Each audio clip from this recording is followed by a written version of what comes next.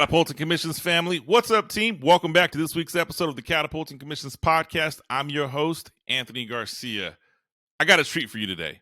If you've been following the Catapulting Commissions journey for the past 2 years, you know it's not a secret. I started my sales career selling Cutco cutlery. It is how I cut my teeth on. It's the first professional adversity I faced. It was the first biggest commission check I've ever earned. I mean, it was a lot of firsts in my life. And I don't want to date myself, but we're going back almost 20 years since I first started. So it is a skill I learned a long time ago, but 100% still applies today. Matter of fact, in the sales reps that I hire, if someone has a Cutco experience on the resume, they get a notch up just because I know they went through some intense training. So we have today a sales leader and Cutco legend. Let me tell you about Dan Casetta. He learned the basics of sales while selling Cutco in college. He advanced his career into management and leadership directly after college.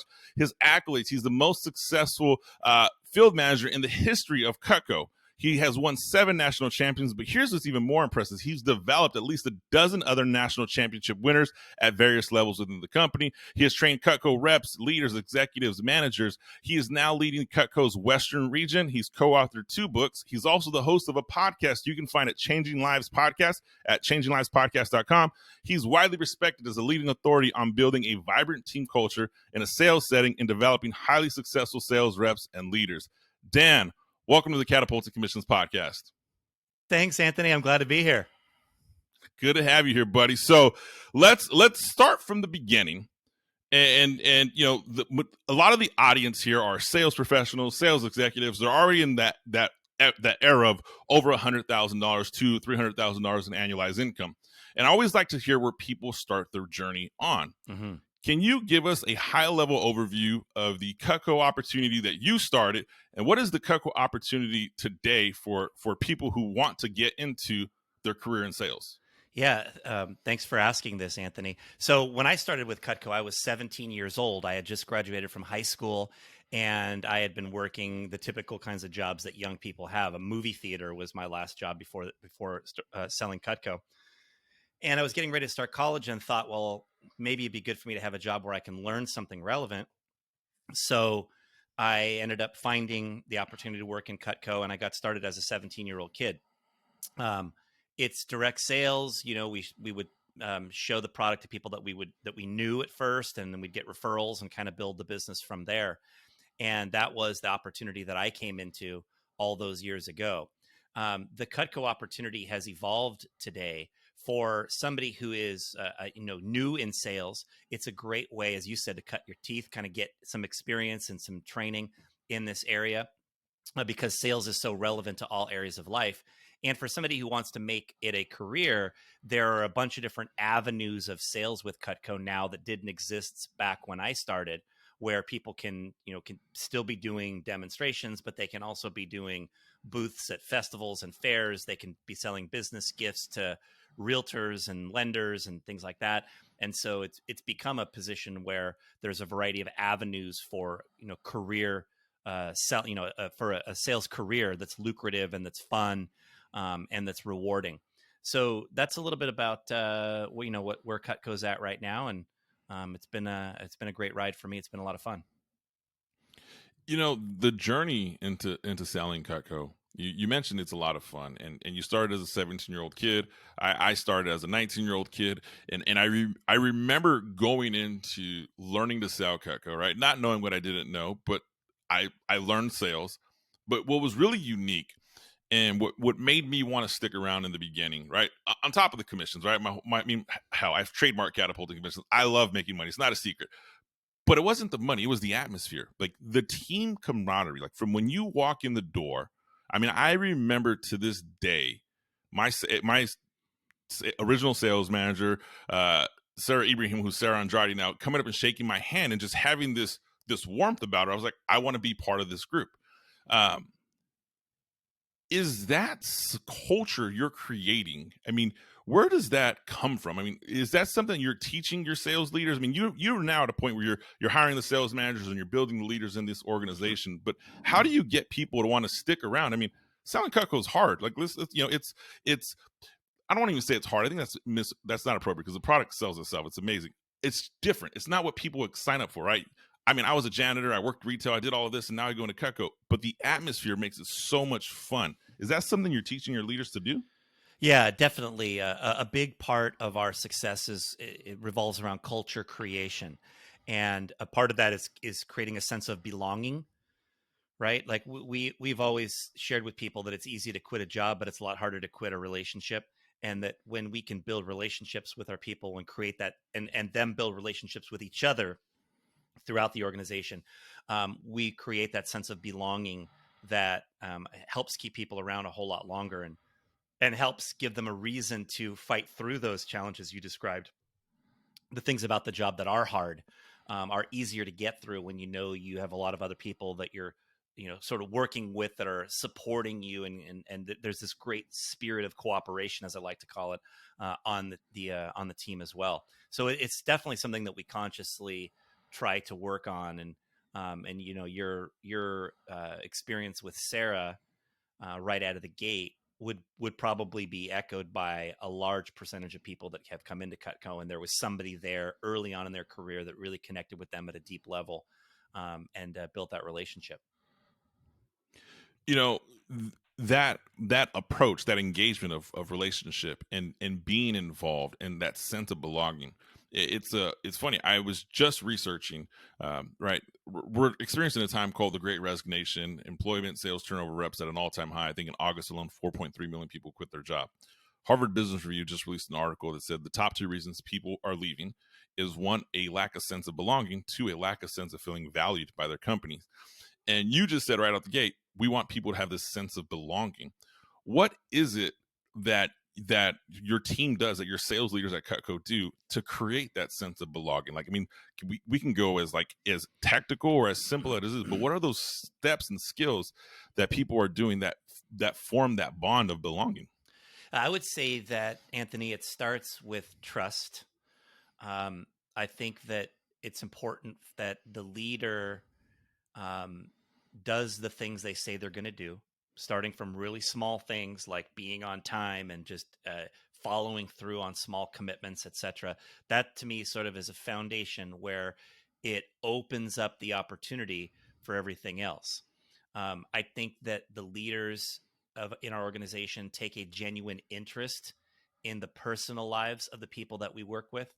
We don't just teach people how to sell knives, but every event, every whether it's a live meeting, a Zoom meeting, whatever, any training that we have is going to have some sort of personal growth component built into it, where we're sort of doing life together as a team and helping each other along, not just with what it takes to succeed on the job, but with a lot of the other things that it takes to succeed personally.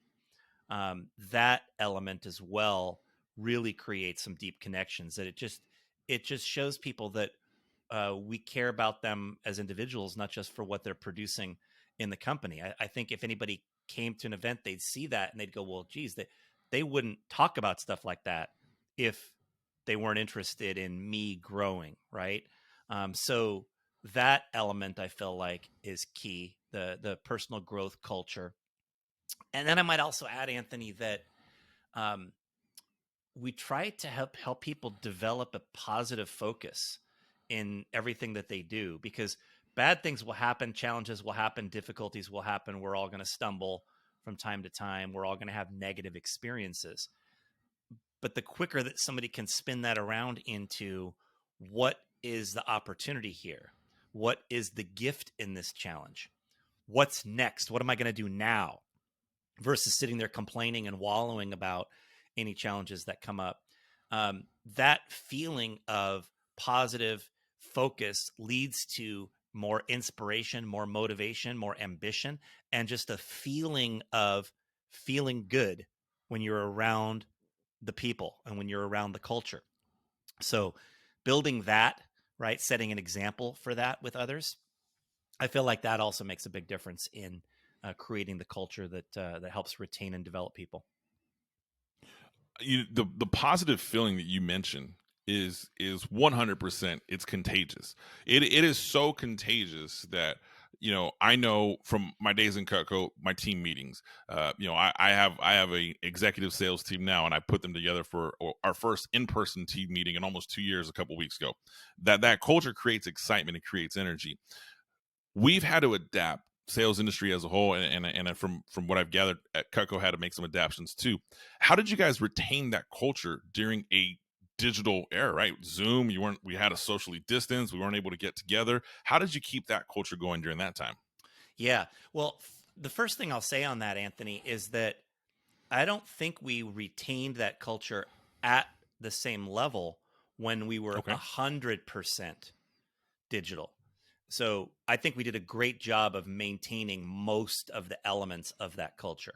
I do feel like that via a Zoom meeting, if it's well executed, you can maintain a lot of the same culture. Like you can still have sharing of personal growth that happens via a Zoom meeting. You can still have connection through smaller group breakouts. For example, if I'm running a meeting with hundreds of people, we're definitely going to have some smaller group breakouts where they're in groups of 4 or 6 or 8, or even one-on-one at times, to create that connection.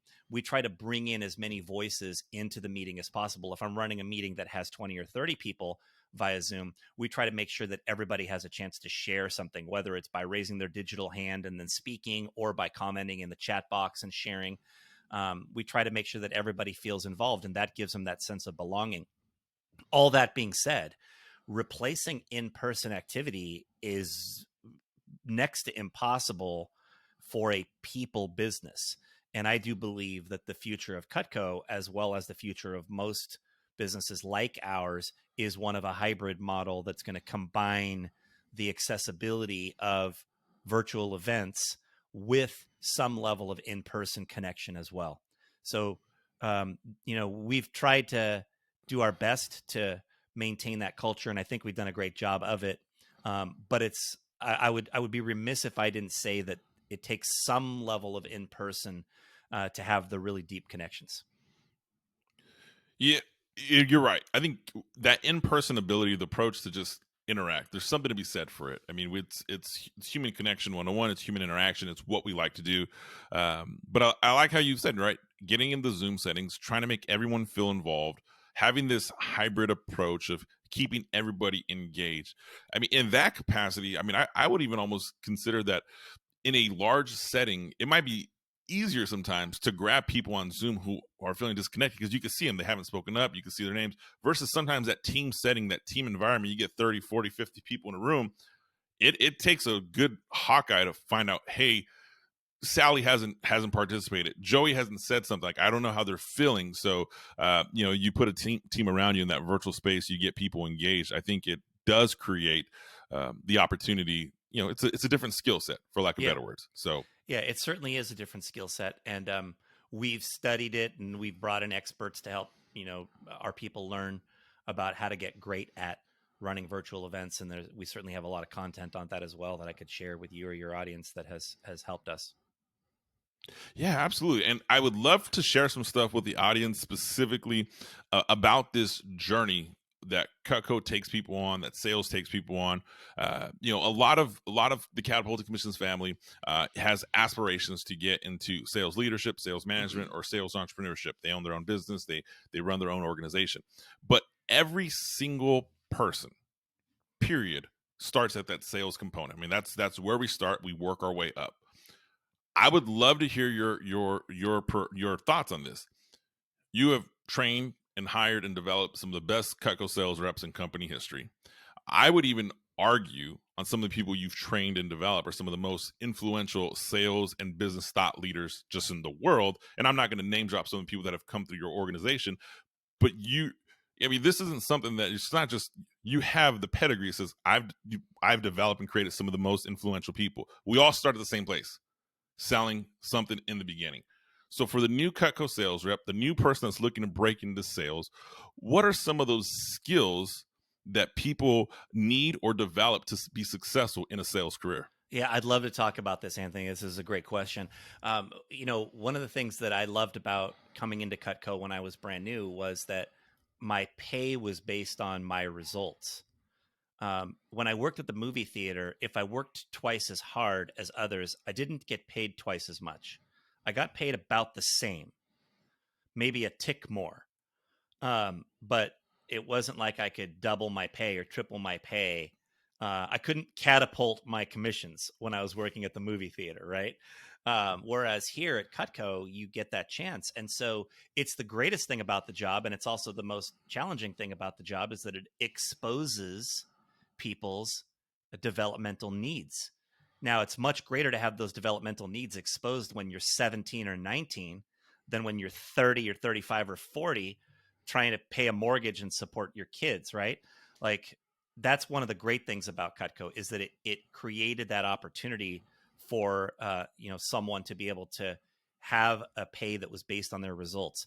And so where that I think that leads in terms of the skills, the first one that I think is important is that successful salespeople are all driven toward goals. They aren't just trying to do the best they can. How do you know if you did that?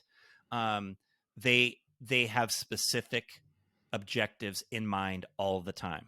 And, there's a Jim Rohnism. Jim Rohn is my favorite author and public speaker, as you know. And he has one of his maxims is that you can either make a living or design your life.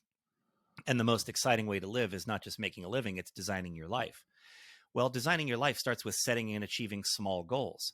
And that can happen in any aspect of life, in any career. But in sales, it's so easy, right? How much do you want to sell this week? How many appointments do you want to do? How many phone calls do you want to make today?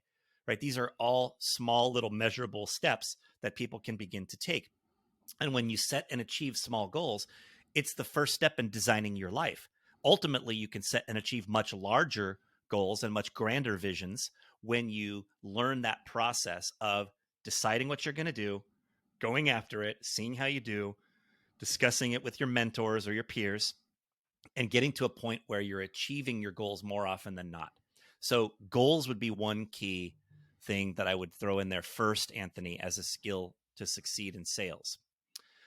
I think also that successful salespeople are great at building rapport. And rapport is not necessarily a long-term connection. There's a difference here. Like building a relationship over the long term is super important if you're leading people that are going to work with you for years.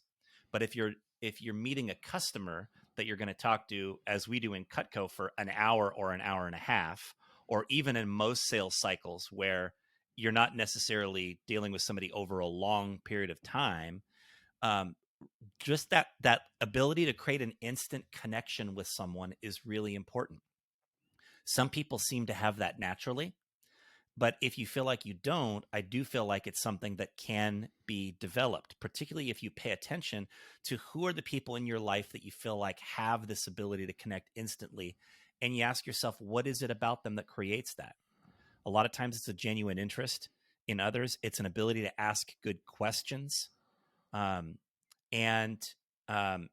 of it comes down to like demeanor and body language also, but just you've got to be able to connect with people at the very quick level, create good rapport if you're going to be good at sales. I think that's something that's important.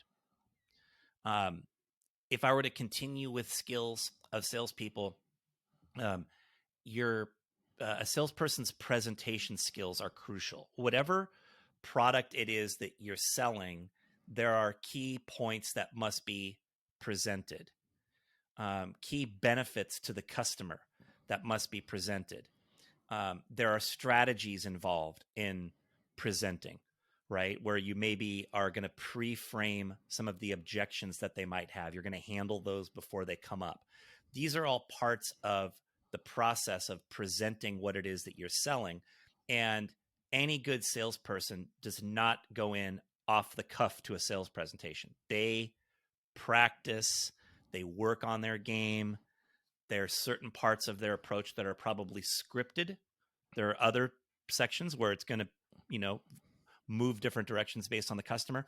But there are a lot of things that are crafted in a sales presentation.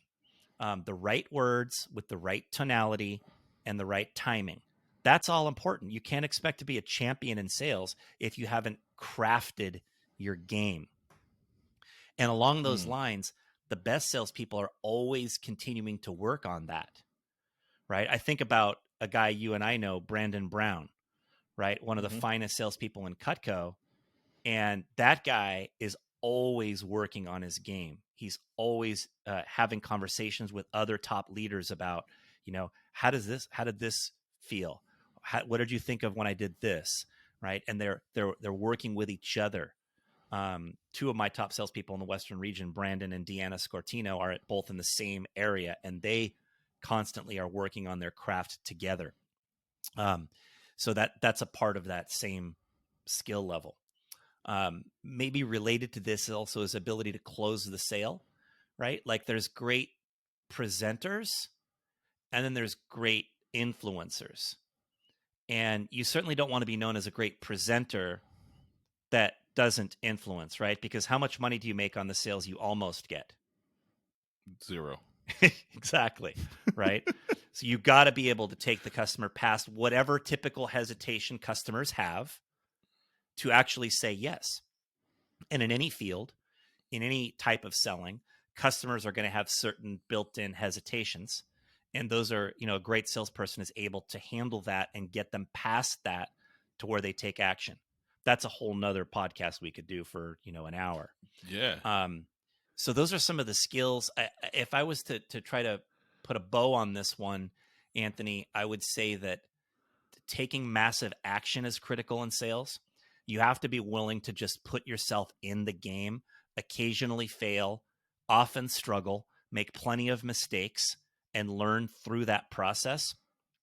And during that time, you have to have the ability to maintain that positive focus that I referenced before, where you realize that temporary failures are part of getting you to where you want to be. You're able to sort of handle adversity fairly easily and quickly, put it behind you, versus getting derailed by, small failures or rejections. And that's something that you practice, right? You practice it. It helps if you have people that you're around that you're accountable to, so that you can stay on it during those down times. But action with that positive focus, to me, kind of wraps it all up on what makes a great salesperson. Let's put a bow on that right there, Catapulting Commissions family. We talked about Dan suggests top salespeople set and go after goals. They are skilled at rapport. They have a skill in presentation skills. They're continuing to educate and get their craft better. They are great closers. They know how to bring the deal home, and they take massive action, right? They get in the game. They don't stand on the sidelines. I literally can make an argument for each one of those onto why those are each number one. Like they're all incredibly valuable components of a great salesperson. And here's a unique thing, Dan. You're sharing this for people who come and start their career in Cutco cutlery, right? They start typically at a younger age. They don't have the, for the most part. I don't want to say all because there's always an exception, but for the most part, right? They're starting typically young. They don't have tons of responsibilities. I look at my life now. I have mortgages and homes and families and not families, family and bills and different things of that nature. These skills here are still the same things that I teach the sales reps who are 35 years old, married with kids, 45, 55, putting kids through college. These are some of the same skills that I sit, if I observe and I'm coaching them, this is what I dive into. And let's just peel back one of them or a few of them. The taking massive action and getting in the game. I believe wholeheartedly, in order to be successful in sales, you have to have the ability to overcome adversity. You just have to do it, whether it's a personal adversity you experience in life or there's a business adversity, because bottom line, the best salesperson still gets told no. We're going to get told no more often than we get told yes, right? The top tier sales professionals that have these great closing rates that are almost trophies. I'm closing at such a high 70-80% closing rate. Well, they get there by time, but they also get there by being incredibly well crafted at getting in front of qualified prospects. But it took a lot of no's to get to that stage, right? Coming over adversity and just getting in the game. I tell people half the time, 90% of the battle is just show up. Just show up to your appointments, show up to your team meeting, show up to the phone call with your manager, show up. Just by being in the game, you have a better chance of succeeding at being in the game than sitting in your car or sitting at home saying, I wish I would have tried. Exactly. So yeah, and I love this. On that note, like a lot of people will talk about prospecting as one of the most important qualities for salespeople. And of course it is, but like the biggest part of prospecting is doing it. It's actually working. It's actually putting yourself out there and doing the things that you know you're supposed to do in order to be able to build your business. So it's a key concept for sure. I completely agree. I just get out there, get in the game. The presentation skills. The one thing that you mentioned here was the constant. There's a lot of self accountability in what you just said right now. Right, these people are holding themselves accountable. Some are holding themselves accountable to results. Some are holding themselves accountable to the process, but they're all holding themselves accountable to a better version of themselves, like a higher level of education. I'm going to study my craft and get better. And one thing you said that I have to repeat, they don't show up and just wing it. That alone, you're referencing that in a Cutco sales process. I have sat and have had on this show people that have sold multi-million-dollar software projects to Fortune 500 companies, and they just don't wing it. Like, they're crafted, they're scripted, they know which way the conversation is going to go. You're selling Cutco knives, which is on the opposite side. It's a transaction sale for life. Because to this day, I still haven't had a customer call me back, "Hey, I hate my Cutco." My mom actually buys from another Cutco person. She's still diehard Cutco enthusiast. But no one's winging it. Like, we are really thought out about which direction we want to take this conversation, which I love that you said that. Now, Dan, let's pivot on this subject real quick. Sales is great. You make tons of money. We like it. We enjoy it. It's a skill. It's a high income skill. Bottom line, if you're successful at sales, you can always make a lot of money. We can't take that away. But there's a point in someone's career where they go from sales and they transfer those skills to become a leader. Mm-hmm. Cutco gave me my very first opportunity to lead a group of people. How do these skills as a salesperson, as a successful salesperson, transfer to being a successful sales leader? That's a deep question that could really facilitate a whole lot of discussion, Anthony.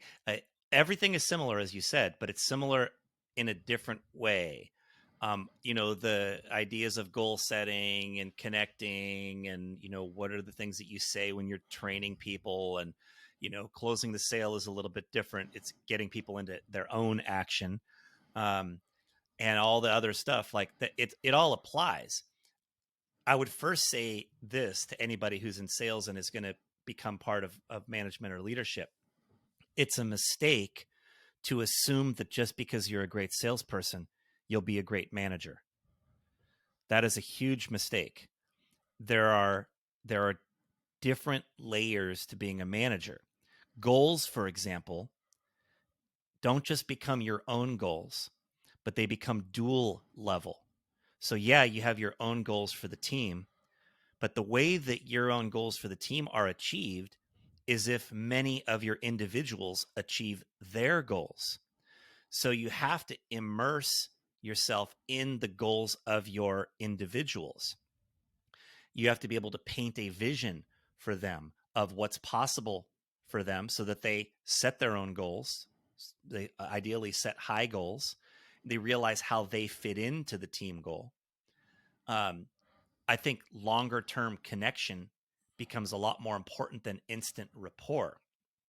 And so there may be a lot of times as a leader where you subordinate what you want to what your people want. And that's a conscious decision I think great leaders make that helps them to build a longer term relationship with people. And also helps build trust, that foundational key that I shared before. Continuous learning remains an important element of being a great leader for sure. And then, what would also be a different level leadership versus selling is that accountability and feedback become very important skills. You have to create a system for accountability with your team, and you have to be able to have an ability to give feedback in a way that's well received, so that there's an open communication that can happen. Those are things that don't necessarily apply when you're just an individual contributor out there trying to hit your own goals. So those are a few things that I would say. And And on this note, Anthony, my original division manager once said to me, "You never know who might work for you someday." And it helped me realize when I was in sales that I was laying the groundwork for being a great leader through my own personal example, right? Everything that I would ever want others to do, was I doing that? Was I modeling a good work ethic? Was I modeling the right attitude? Was I modeling good customer service? Was I modeling integrity? These are all things that become critical. You can't just act one way when you're a salesperson and then all of a sudden try to flip that around when you're in leadership and expect that people are going to follow you. So those are a few things I think about when I think about relating sales to leadership. You know, that so much to peel back there. You know, how you do one thing is how you do anything. I've heard that before, and I look at it, and when it comes to that world of sales leaders, right, how a person acts as a sales professional really is an indicator of how they're going to be as a sales leader to its core, not the entire package. Because what you said earlier, I do agree with. I don't think that don't assume because you're a great salesperson, you're going to be a great sales leader. It's an incredibly humbling experience when you make that transition from sales leader to or sales rep to sales leader or sales manager or whatever the title may be. It's selfless. It's a lot like, and I know you're a parent, Dan. I'm a parent now. It's a lot like being a parent. Like I remember like my first few, even not now. I mean, my youngest daughter is 12, so it's still a selfless role. Like there's no like, hey, thanks dad for putting the lights on in the house. It's just you go about it, right? And you're trying to get people to give their best performance. And sometimes you push, sometimes you pull, sometimes you cultivate, sometimes you have to turn your back and say, okay, I'm gonna give you the room to fail. Those experiences as a sales manager, they come with time. We want to shorten our learning curve, right? And we get around a like group of mind of individuals. But I think the biggest thing for me that made sales leadership easy, I don't say easier or transition or made it comfortable, was I always looked at it from what you said right now. You said your original division manager said, you never know who's going to work for you. I remember at a Cutco meeting many years ago, Bruce Goodman mentioned the phrase of being presidential was the topic of his discussion, and I believe it was at a kickoff conference. It might have been in San Jose. I'm talking 2004 or 5, somewhere in this range. And I remember the concept of being presidential. Mm-hmm. And then I remember as I advanced my career in management, my peers, the people around me, one of my best friends today in life, Lauren Gibbs, we would always feed off of each other of like, there's a way to be. There's times that your job, in any job, you're going to get frustrated. But are you being presidential with how you're handling these things? Because everybody is watching you. And that's that for me was that take when I went from salesperson. Yeah, people watched me. I put up performance. I got recognized at a team meeting. Woohoo, that was cool. The moment you become a sales leader, I mean, you open yourself up because every person in your organization watches how you respond and react to everything. Indeed. Yeah. So I look at that transition of skills of salespeople to sales leaders. Now, when you are that sales leader, and we talked about this earlier, you're building this team camaraderie. You've built some amazing dynamic teams. If you had to pinpoint that team culture, what are some of those top elements that these sales leaders create in that culture? I mean, if you could say, hey, here's the 2-3 things your team needs to have in 2022 to execute to build the culture you want, what would they be? Yeah. So building on trust, which is the first one, I think I would say is you have to have that relationship of trust with everybody. The leader has to have total integrity to their word. I always try to create what I referenced earlier as a spirit of cooperation in the organization. And a spirit of cooperation is where everybody has an abundance mentality. So any competition that is fostered is a very friendly competition. Like, yes, I want to kick people's butt, but when they beat me, I'm like the first one calling them saying, hey, nice job. Congratulations. Let's run it back. And so there's an abundance mentality, and there's a sharing of goals. There's a sharing of what's working, right? So that anybody that's doing well, we always try to make sure our hot hand shares what they're doing, and right, that gets traded around. And one week it might be one person, teaching others, and the next week that person is learning from someone else. And so there's a lot of just sharing of information, of support, that happens, that helps to just build that that vibe of people wanting to collaborate with each other. So the spirit of cooperation to me would be a key element of the culture. Um, I would I would say that next would be uh, work ethic is critical in any sales field, in any company where you want to build something great. People need to be working to the best of their ability. And that does not necessarily mean working 80 hours a week. All right. I always, whenever I hear people talk about work ethic and the hustle and grind and that sort of stuff, I always feel like I have to sort of shape that thought by saying, number one, there's a season for hustle and grind. None of us that have been successful got there without busting our ass at times. I certainly had periods in my life where I was working 80 or 100 hours a week for short periods of time. That's good. That should be expected. But that's not how you want to live your life, right? Life is more important than what you're doing with your work. We work to live, not the other way around, right? And so being able to have an ability to be productive without working 100 hours a week for the long term, I think is really important. And I remember reading this concept in a book called The 12-Week Year, where the authors called it greatness in the moment. That phrase always resonated for me. And I share that phrase with my team, is be great in the moment, right? In the hours you're choosing to work, in the time you're choosing to work and do well, be productive, move from one activity to the next quickly, not a lot of distractions, not a lot of time wasters, focus on activities that are actually getting results, right? That element of work ethic, if it can be built, is a key element of success. So when you have trust, you create this spirit of cooperation, you have work ethic, right? We talked about a positive focus earlier, right? That's a critical piece of a team culture. And you put that all together with this culture of consistent personal growth and learning and improvement, where everybody's always working on themselves beyond just their career, so that the career is fostering a better life outside of their business. When you put that all together, you have a great culture in an organization.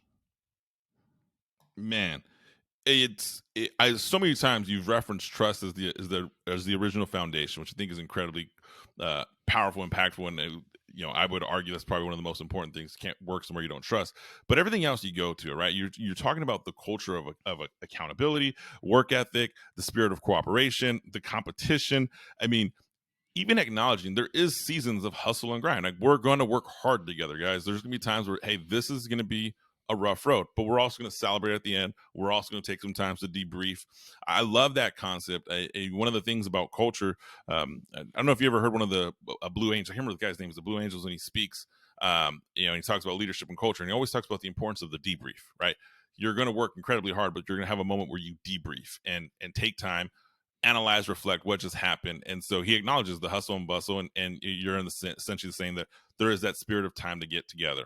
We're gonna finish on this thought here, Dan, because I don't want to run short on time. But last few minutes here, that leadership component, building the team, building successful sales organization, building culture. I mean, these are all valuable things that aren't only applicable in Cutco, but they're applicable in life. They're applicable in small businesses. They're applicable in corporate America. The one thing that I think that I would love to hear your take on, and I don't want to give you, I don't want to pre-frame it with my thoughts on it, is how do I replace you? If I'm building this team and I have a team of people who are leaders, right? How do I develop that next leader within that team and help them facilitate and grow to eventually outgrow the team they're on? So in terms of, leaders creating other leaders, like developing layers of leadership in an organization. To me, it starts with promotion. It starts with telling people what you see in them, what you feel like is possible, sort of speaking it into reality first. Empowerment is a word that comes to my mind. I try to involve my key people in most of the key decisions that happen in an organization about how we're going to operate, so that they feel like it's their team as well as that it's, mine as the leader, and empowering people to make decisions. I believe that if you hire somebody for a job, whether it's somebody that's doing some work at your house, like a construction project, or people that are working in your organization, you hire somebody for a job, you let them do their job. And then after, you train them, of course, before, but after you can discuss what went well, what didn't go well, and you can help critique. But you want to empower people to make decisions, to feel like it's their team. That's key. That takes proper delegation on the front end, which means we don't just throw people in the fire, but they're trained properly on how to do what they need to do. You demonstrate with them. They're watching you at first, and you watch them a little bit, and then you're able to delegate. Ongoing training is a key part of creating other leaders. You have to have a system that provides that ongoing development, to take them from where they are now to where you feel like they want to go.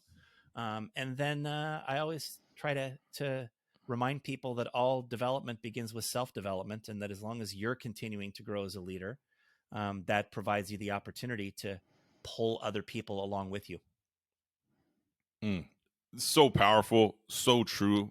I share this with you. I'm sharing it with you. I've shared with the Catapulting Commissions family before. There was a point in time in my professional career where I was like, oh, I've arrived. I was making really good money, making the most money I had in my year consistently, and I stopped focusing on personal development.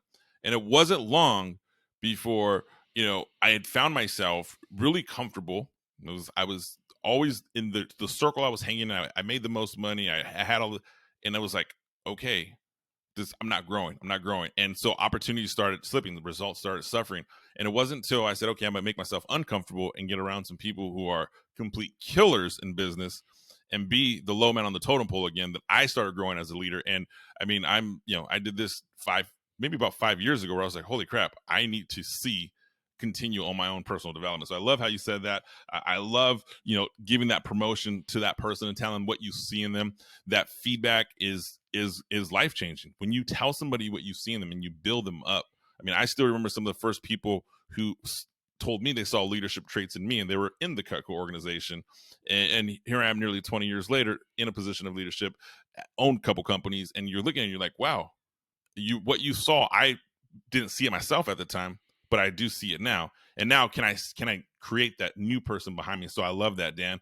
Dan, I got to say, man, I loved having you on the show today. I appreciate spending some time. How does the Catapulting Commissions family learn more about you and who you are and all the thoughtful insight you shared today? Yeah, well, you can follow me on Facebook or LinkedIn or Instagram, Dan Casetta.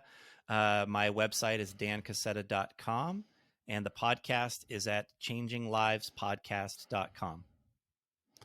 Catapulting Commissions family, we will have all those links at the show notes. Go get connected with Dan Casetta, Facebook, LinkedIn, go to dancasetta.com. The Changing Lives podcast, just listen. Even if you've never sold Cutco, when you look at the who's who in sales and business, the roster of people that have come through the Cutco organization is incredible. I don't know if you just saw this the other day. Dan, Dabo Sweeney, I saw John Rulin made this post. I didn't know Dabo Sweeney sold Cutco. I was like, holy crap.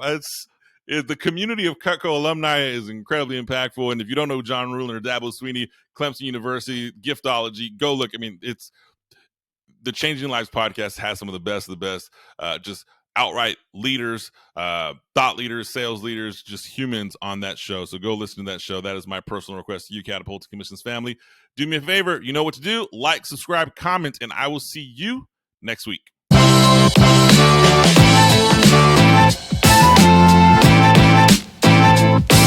Right.